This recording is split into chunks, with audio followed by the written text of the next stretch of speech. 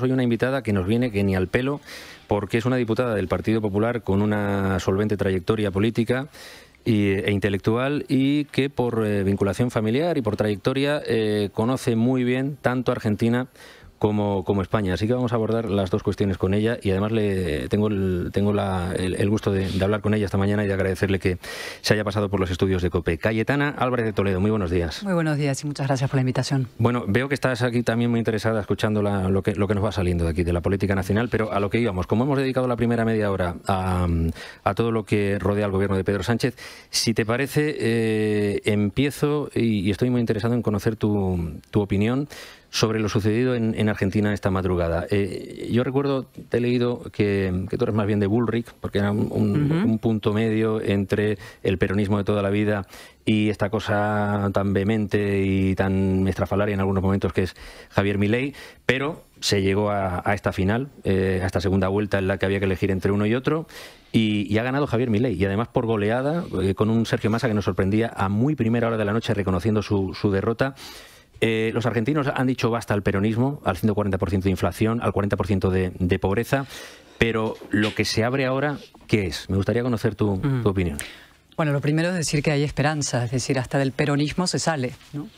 Y yo creo que eso es un mensaje muy importante, no solamente para los argentinos, sino para el resto de tantos iberoamericanos que viven bajo el yugo de gobiernos comunistoides, izquierdas reaccionarias, incluso también para muchos españoles, ¿no? En segundo lugar, evidentemente, felicitar al ganador, a Javier Milei, y también dar las gracias a Patricia Bullrich, que entendió que no se podía poner de perfil, porque mucha gente entre la segunda vuelta se puso de perfil y ella decidió que había que tomar partido, que no se podía dejar a la democracia en manos del peronismo, al futuro de tantos argentinos en manos del mal mayor, ¿no? Esto ha sido una derrota del mal mayor. El mal mayor ha sido derrotado, el mal mayor era el kirchnerismo, era el peronismo, sinónimo de ruina, de devastación institucional, de degradación económica y social, pero también el triunfo de unas nuevas ideas en Argentina, es decir, se ha roto el consenso ideológico granítico que ha habido en Argentina de que las ideas de la libertad en Argentina no podían funcionar o no podían tener respaldo electoral, ¿no? Y eso es muy importante, es decir, hay lecciones importantes que podemos también extraer de ahí sobre qué hacer. Primero, una oposición nítida a ese régimen peronista kirchnerista. En segundo lugar, la construcción de alternativas basadas en ideas de libertad, en ideas distintas. Y la tercera, y muy importante, vinculado a esto que dije de Patricia Bullrich, es la imprescindible reagrupación de los distintos en defensa del orden democrático y un futuro mejor, ¿no? Es decir, gente que opina cosas diferentes pero que se tiene que unir si quiere acabar con regímenes así. ¿Y qué crees que se puede esperar de Javier Milei a partir de ahora?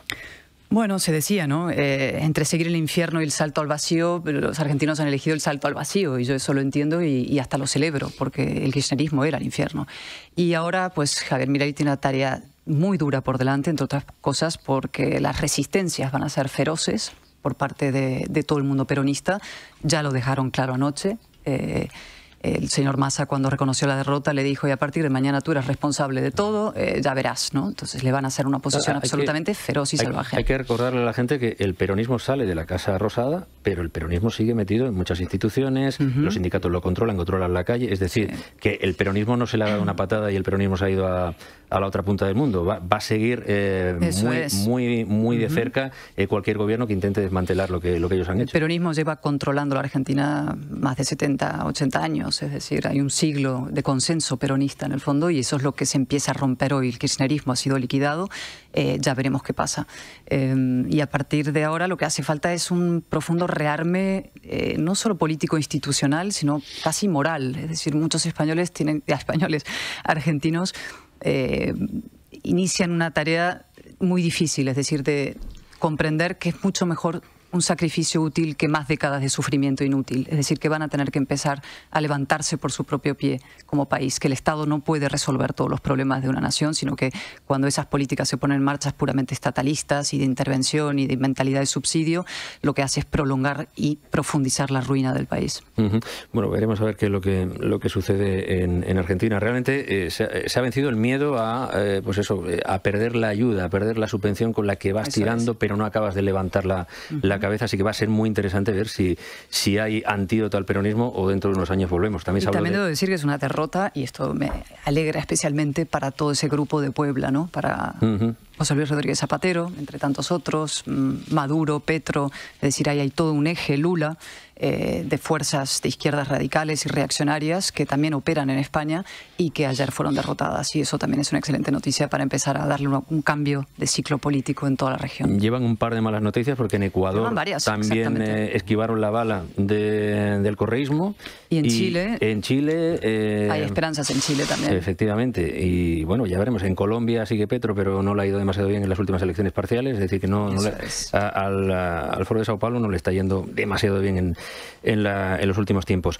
Luego, si queréis, profundizamos sobre Argentina si ha quedado algo en el tintero, pero por abordar también la situación de España. Había gente que decía hoy, así muy a bote pronto, diciendo, a ver si ahora que los argentinos se quitan el peronismo de encima, vamos a ser nosotros los que empecemos con algo muy parecido.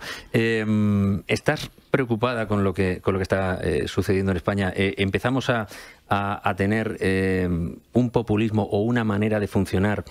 Yo el otro día tengo que confesar que fui a la concentración del sábado y fui con un amigo venezolano que me decía, vengo a esta manifestación ahora que acabo de conseguir la nacionalidad española porque últimamente cuando escucho a Sánchez me recuerda a mis años de primeros de 2000 en Venezuela. Cuando escuché en julio no pasarán, recordé a Chávez diciendo no volverán. Y entonces me está empezando a preocupar bastante la situación, a pesar de que aquí tenemos la Unión Europea y este paraguas parece que aquí no se llegará tan lejos. ¿Qué análisis haces a día de hoy, 20 de noviembre, después de conocer la ley de amnistía, después de haber estado en esa marcha, en esa concentración del sábado en Madrid? Bueno, a ver, por dos partes, me voy a extender un poquito si me lo permites, ¿no? En primer lugar, evidentemente el diagnóstico es crítico. Estamos en una situación crítica. Yo sé que esto se dice mucho, que la hipérbole cansa, pero sí estamos en un momento absolutamente decisivo para nuestra democracia, ¿no? Pedro Sánchez ha comprado los votos de un delincuente prófugo a cambio del borrado de sus delitos, ¿no? Y eso tiene un sucio nombre que es corrupción. Es una transacción corrupta, es decir, el poder para Sánchez y la impunidad de los delitos para sus socios y aliados. Eso es lo primero que hay que fijar, porque a veces no nos vamos a las grandes cosas y hay que centrarse en los hechos y en lo fáctico, ¿no?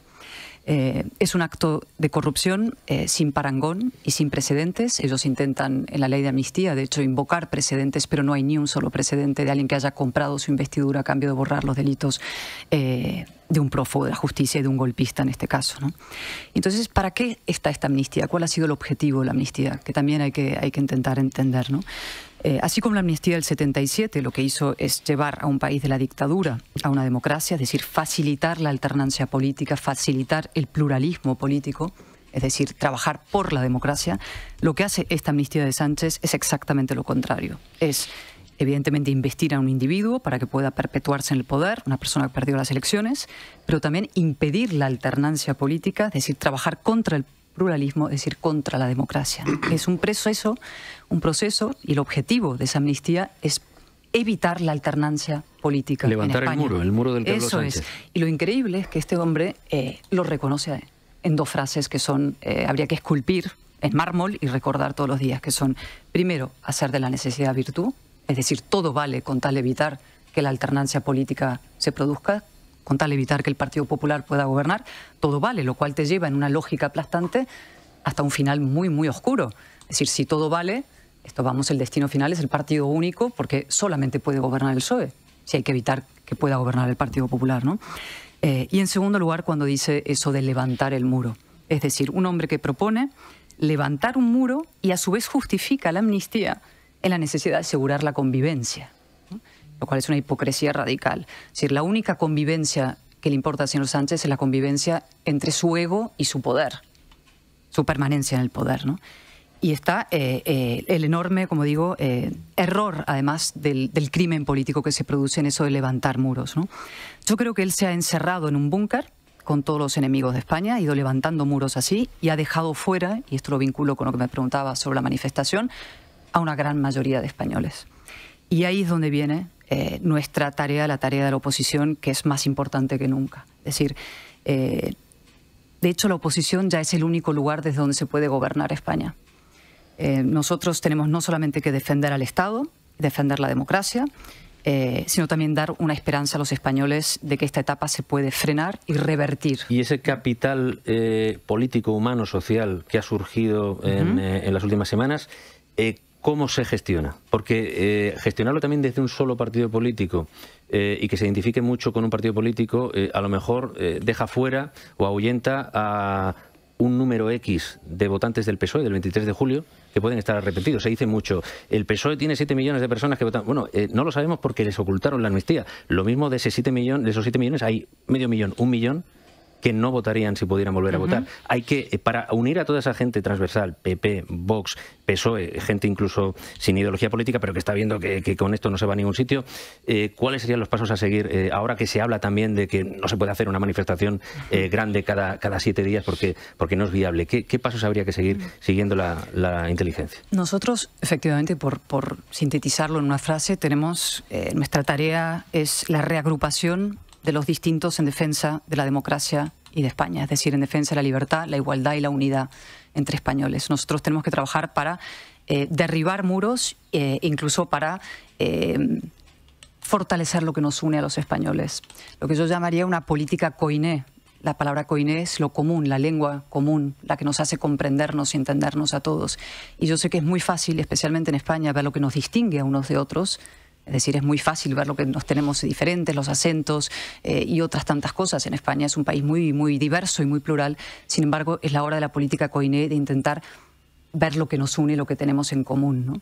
Gente de sensibilidades diferentes, de procedencias distintas, con acentos distintos, incluso con lenguas diferentes y con opiniones también distintas. Es decir, un gran proyecto de unidad y de unión, una política koiné, ¿no?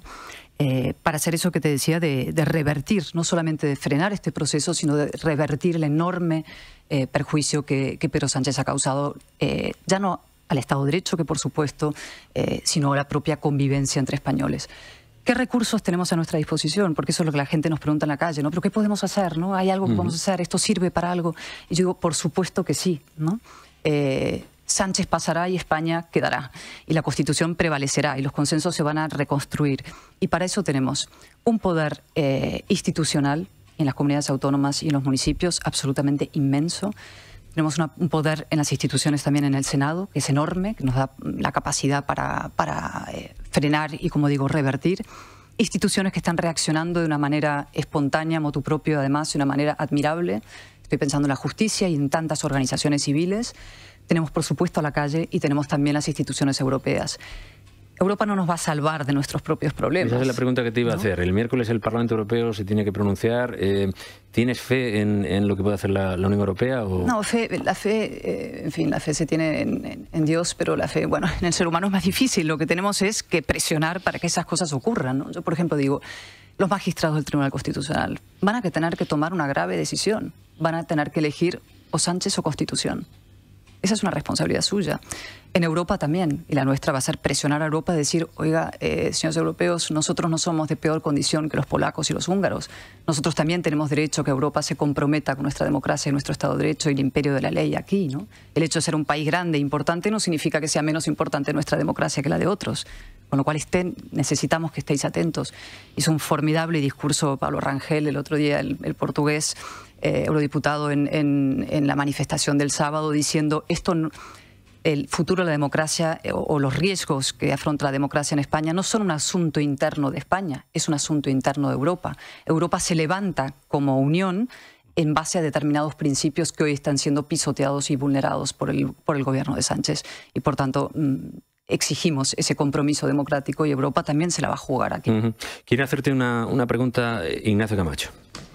Hola Cayetana, muy buenos días. Ignacio, ¿cómo estás? Volviendo un momento a Argentina, el otro día, cuando la primera vuelta, le leí a Guy Salman un argumento que me pareció interesante. Claro, Guy Salman a mí me parece un liberal respetable, pero sobre todo porque es francés y ser un liberal en Francia es una rara avis. Él decía de Milei que le preocupaba su identificación como liberal, decía, porque tú has hablado antes mucho de de la libertad y tal. Decía, es que es un populista. Y luego, si confundimos populismo con liberalismo, el fracaso de los populismos, la gente lo interpreta como un fracaso liberal. Bueno, Milei tiene ingredientes de todo tipo, rarísimos, es decir, es un fenómeno extraño. Yo he sido muy crítica, por ejemplo, no solamente con algunas de sus políticas, sino desde luego con sus formas. Es decir, yo no creo que la solución a la crisis política venga por la antipolítica, por decir son todos iguales, etcétera, ¿no? Sí, sí. Y por la bronca. Es decir, yo creo que desde la razón se puede combatir y derrotar al populismo, ¿no? Pero esta es la tesitura, como digo, muchos de los países latinoamericanos, y no solamente, se acaban enfrentando a ese terrible dilema de elegir entre el mal menor, ¿no? Y dentro del mal menor, que este era clarísimamente el mal menor, el mal mayor era el kirchnerismo. Pero en este caso, como decía antes, sí creo que viene acompañado de determinadas ideas que son revolucionarias en Argentina y en buena parte de Iberoamérica, que es decir que el Estado no te puede pagar todo. Y eso es algo que estaba completamente enraizado en el discurso consensuado, hegemónicamente aceptado por parte de prácticamente todas las fuerzas políticas, ¿no? Y eso sí es una novedad muy importante sobre la cual construir una alternativa. Una pregunta de Antonio San José. Buenos días, Cayetana. ¿Qué tal? Bueno, estar en contra de la amnistía no es incompatible con ser o sentirse de izquierdas. Creo que aquí ha habido una especie, ¿verdad?, de malversación del lenguaje. Y dice, no, usted sobre la amnistía, luego está con la derecha y la ultraderecha. Fíjate que ya no se dice PP y Vox, siempre es derecha y ultraderecha, permanentemente, como un mantra, ¿no? Bueno, y frente a ello el gobierno progresista, del que ahora estamos conociendo sus integrantes, sus novedades. Ahora vamos otra vez con, por eso, con otra y quería preguntarle a Cayetana Álvarez de Toledo por el papel de la oposición. Decía, es el único lugar donde se puede gobernar España, etcétera. Bueno, lo que les dicen por la calle, etcétera. ¿Cómo tiene que rearmarse, reorganizarse la oposición, el Partido Popular, para tener presencia y voz efectiva en este momento de la historia de España? Se habla de que Núñez Feijóo puede hacer algunos cambios en su equipo más próximo, de que hay que reorganizarse. Bueno, ¿hacia dónde tendría que tender la oposición a su juicio? Pues mira, sí, a mí me preguntan mucho, ¿no? ¿Qué tipo de oposición debe ser? ¿Dura, blanda? ¿No? Siempre esa pregunta, esperando mi respuesta, que saben cuál es más o menos, ¿no? A ver, Sánchez se ha colocado contra el Estado y al bies de la democracia. Y eso evidentemente nos coloca a nosotros en una posición, como decía antes, de una inmensa responsabilidad. Si me preguntaras cómo tiene que ser la oposición, yo diría 4 cosas. Tiene que ser inteligente, tiene que ser adulta, tiene que ser integradora y tiene que ser implacable. Esa es mi opinión sobre las 4 palabras claves de esta oposición. Y creo además, año más, algo más importante y algo más difícil. Yo sí creo que tenemos que reagrupar a un espacio político y que eso requiere coordinación con otros partidos. Y me estoy refiriendo ahora a Vox, ¿no? Toda la coartada utilizada por Sánchez para justificar su investidura a cambio de la mayor tropelía y mayor acto corrupto que se puede hacer, que es, insisto, perdonar los delitos a un delincuente para que te vote tu investidura, toda la coartada ha sido que viene la derecha y la ultraderecha, ¿no? Y entonces yo a veces pienso, ¿no?, y me gustaría casi interpelarlo directamente al presidente de gobierno y decirle, oiga, señor Sánchez, el señor Abascal, dígame usted, ¿no?, ¿ha secuestrado a alguna persona? ¿El señor Abascal ha señalado objetivos terroristas desde el editorial de un periódico? ¿El señor Abascal ha celebrado el asesinato de políticos, policías, guardias civiles, adultos, niños, coche bomba, el tiro en la nuca? ¿Ha desobedecido órdenes expresas e insistentes del Tribunal Constitucional? ¿Ha dado un golpe de Estado? ¿Ha malversado dinero público para financiarlo? ¿Ha sido condenado por sedición, malversación, por corrupción? ¿Está procesado por terrorismo? Es decir, es un prófugo de la justicia el señor Abascal. Esto lo digo porque todos los socios del señor Sánchez sí cumplen estos requisitos, ¿no? Y la última pregunta que se le podría hacer es, ¿ha aprobado el señor Abascal una amnistía que liquida la igualdad de los españoles ante la ley y otorga precisamente a una casta nacionalista de ultraderecha la impunidad jurídica, política y moral, ¿no? Hay que desmontar, en mi opinión, la inmensa coartada que se dice no se puede pactar con Vox y en cambio sí se puede pactar con toda esta gente que lo que busca es la liquidación de la democracia y del orden constitucional. Se nos acaba el tiempo, pero quiero hacerte una pregunta. Sobre esos puntos que tú crees que la oposición debería poner en marcha, ¿ves al Partido Popular, a tu partido, ahora mismo en la buena dirección, alineados en esa estrategia? Pues mira, absolutamente. Y lo digo con toda sinceridad. Es decir, esto es un momento curioso, ¿no? Y mucha gente dice, Alberto Núñez Feijóo, que era una persona de una determinada sensibilidad, de una procedencia, de una biografía, etcétera, pero la historia le ha colocado al frente de los libres e iguales españoles, es decir, le ha colocado en un momento histórico decisivo. Y yo creo que eso lo ha leído y entendido perfectamente y asumido. Y está liderando esa masa y esa necesidad de un camino, que le señalen un camino de esperanza distintos. Y esa es la enorme tarea, y yo creo que eso es lo que le está siendo capaz de interpretar y de ofrecer a los españoles ahora. Y ahora empieza esta tarea. Es decir, a partir de lo que ha pasado hoy, que ya habéis comentado, que es la formación de ese gobierno, que en el fondo es irrelevante, es decir, todos son peones de un mismo proyecto de liquidación del orden constitucional y de destrucción de una alternancia, es decir, da igual que ministros estén en cada sitio. Mientras siga Sánchez, eso es irrelevante, ¿no? Bueno, lo importante es ahora que hagamos nosotros. Veremos a ver qué es lo que depara el futuro. Cayetana Álvarez de Toledo, diputada del Partido Popular. Gracias por atender a la cadena COPE, Herrera en COPE en esta mañana. Muchísimas gracias a vosotros. Bueno, son las 9:28. Rápidamente, vamos mal de tiempo, pero claro, tenemos la pedrea del gobierno. Ricardo Rodríguez, hay novedades, ¿no? Y algunas son llamativas. Sí, hay alguna que otra novedad sonada, porque Sánchez confía justicia a Félix Bolaños, pero además le permite conservar la